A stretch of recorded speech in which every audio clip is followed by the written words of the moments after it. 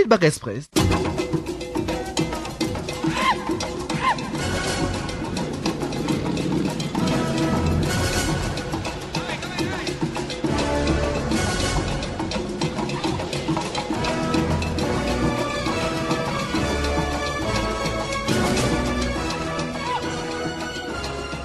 Welcome, ladies and gentlemen, to another edition of Feedback Express, your monthly magazine program here on DEFCAM Radio FM 94.9. I am Nakento Kenneth, and as usual on this program, we give you feedback updates on celebrities nationwide and in the world. The month of May, as you know, has shown us all kinds of wonders, from massive accidents like Bambili, the deadly conflicts like that of the Mayadringwen incident. And now we have a national human interest story here, as most of us either saw on national or local media or on social media. The presidential limo had a breakdown during the National Day celebration on 20th of May at the Boulevard du Vermeer in Yaoundé.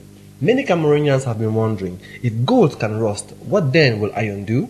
But it appears President Biya's limo is not the gold here. Few days before this incident, still in May, the shielded limousine of choice of the American President Barack Obama equally had a breakdown on the first day of his historic visit to Israel. So breakdowns do not notify before coming. But now we have news that can cause a breakdown of the national and international reputation of the Cameroon's presidency. We discovered fatal story from the Cameroon Daily Journal on May 26, 2016. 18-year-old Brenda Biya, daughter of Cameroon's presidential couple, was summoned before the California court for threatening her mother, Chantal Biya, with a knife. The incident, which led to police intervention on the scene, was provoked by the impromptu visit of First Lady Chantal Biya upon learning that the daughter was fast acting as a deviant in Los Angeles. She had flown to California from Cameroon on hearing of her daughter's heavy involvement in drugs. She came in with instructions from the head of state, President Biya, to get Brenda out of California and the United States. Upon getting the news from the mother, Brenda did not only fiercely resist the idea of leaving the US, but took to the rampage and began breaking up things in her apartment to demonstrate her disapproval of the plan. She then resorted to a knife, leaving Chantal Biya feeling threatened. Mrs. Chantal then allegedly called for help. But before the help could come, neighbors who could hear the commotion in Brenda's apartment called the Los Angeles police, and they caught her still toting the knife. The summoning was for 1st June 2016 over acts of violence in her Los Angeles apartment. Things reached the apex the week just before the National Day celebration, and the mother was conspicuously absent from the event en route to California after Brenda's latest feat involving drugs. As soon as we get updates of that story, we will bring you its developments on our next edition of Feedback Express. Feedback Express.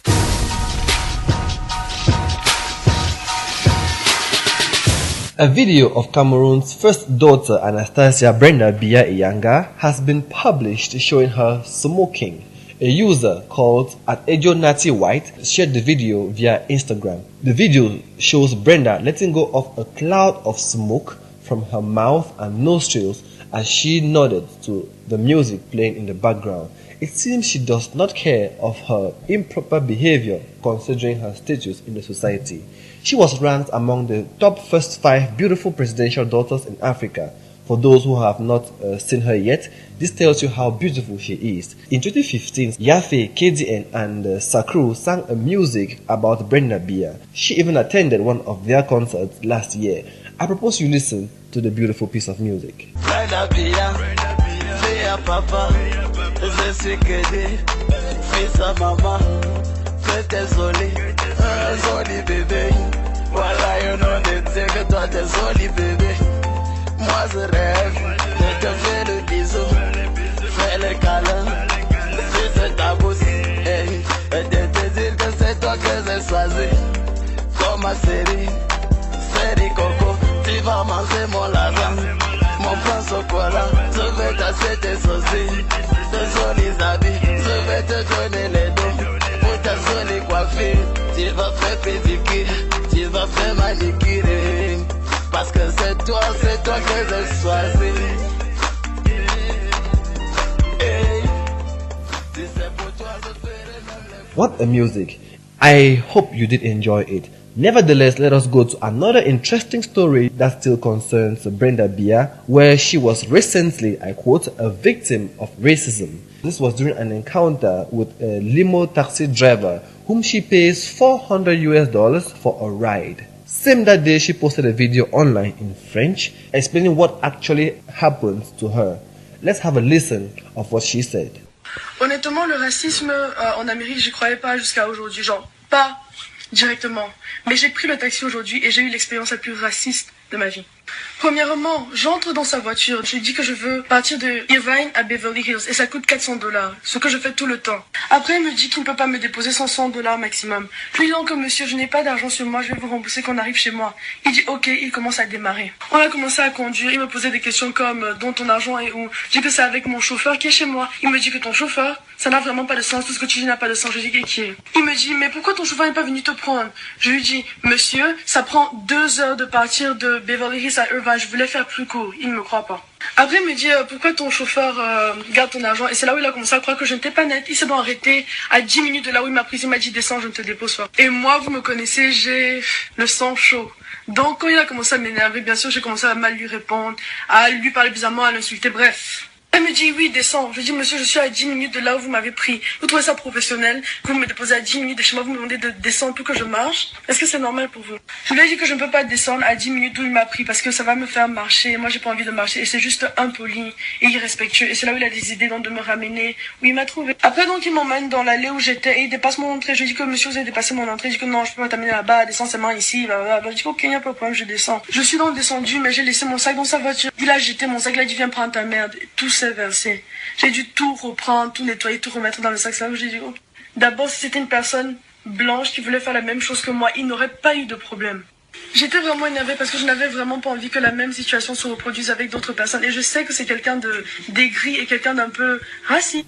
After the posting of this video, many people have been reacting online and on television. She's behaving the way she behaves because of lack of parental care from childhood. Children like her hardly schooled around the parents, hardly schooled around relatives, but all alone out of the country over in the USA. If she thinks it is good for her, fine, she should go ahead. But she should know that one day when her father will no more be who he is, she will not live that type of life. She is doing all of that and ruining the reputation of Cameroonians. A Nigerian journalist analyzes this video in a financial point of view. Did the president's daughter really post that video? Premièrement, j'entre dans sa voiture, d'accord? Je lui dis que je veux partir de Irvine à Beverly Hills et ça coûte $400, ce que je fais tout le temps. She goes to school like 4 days in a week. That would be $1,600 in a week, assuming that her driver brings her back. Because if she's taking this limo to and fro, that means that she will be spending $3,200 on limo every week. Wait a minute. On taxi to school. If she's using the limo one way in a month, that would be $6,400. Oh my God, I'm really hot. And if she uses this limo to and fro in a month, that is $12,800. The money that this girl spends on limo in a month will sponsor several Cameroonians through school. She went on her Instagram and said the money is actually less than what some presidential families spend and that she's aware that people do suffer in her country. All I know is Buhari's children and Osimba just children, they better not be spending $400 on limo service when they are going to school. Well, you heard it, and it's all here on Feedback Express.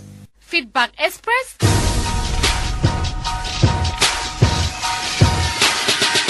Welcome back. Still on Brenda Bia and her expenses, we found an article on the Cameroon Daily Journal on June 7, 2016 that you might be interested in. Imagine the sum of 13 million francs CFA a month. That's the amount Cameroon taxpayers pay for Brenda Bia's California mansion. Come to think about it for a moment.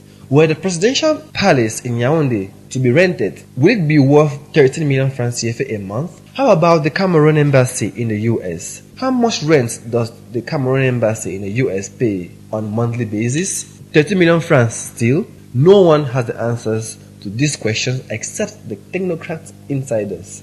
Brenda Bia moved into this house late 2014 after it was advertised for rent. Chantal Bia, the mother, solely approved of this mansion for Brenda. She lives in it with 3 dogs and the friends she invites occasionally.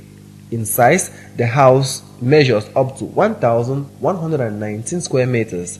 The house is described as a 3-story gated modern estate with open space for the ultimate entertainer, including 3 fireplaces. Brenda Bia lives there and attends the University of California, Los Angeles, where her tuition for a year is $60,000. Not a big deal, of course.